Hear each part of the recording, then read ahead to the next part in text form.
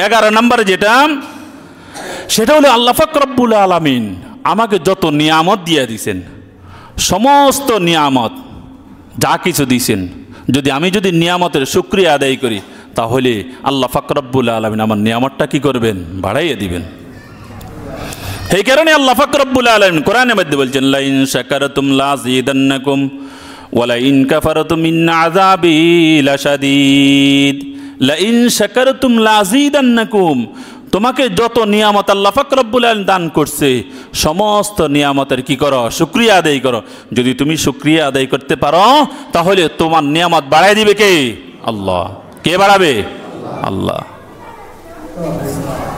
বুঝেননি? বুঝিয়ে বুঝার চেষ্টা করিয়েন, দেখবেন সব কিছু সুন্দর হয়ে যাবে।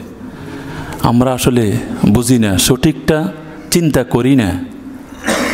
আরে ভাই, আমাদের এখন অনেক মানুষের কত টাকা পয়সা আছে না?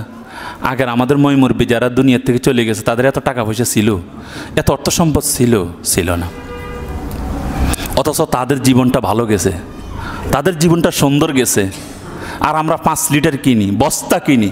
আগের চাউল মানে 1 কেজি কিনতো, আদাসের কিনতো, 2 কেজি কিনতো না, 250 গ্রাম তেল ক্রয় করতো।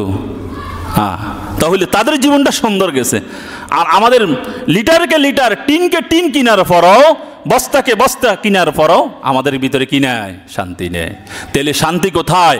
আল্লাহ যে সমস্ত বিধিবিধান দিয়ে দিছে, ওই সমস্ত বিধিবিধান পালন করো, তাহলে কি পেয়ে যাবা? শান্তি। তাহলে কি? শান্তি। তাহলে যা কিছু আল্লাহ পাক রব্বুল আলামিন আমাদেরকে নিয়ামত দিয়ে দিয়েছেন, ওই সমস্ত নিয়ামতের কি আদায় করতে হবে? শুকরিয়া আদায় করতে হবে। যদি শুকরিয়া আদায় করি, তাহলে আল্লাহ পাক রব্বুল আলামিন আমার রিজিক কি করে দিবেন? বৃদ্ধি করে দিবেন।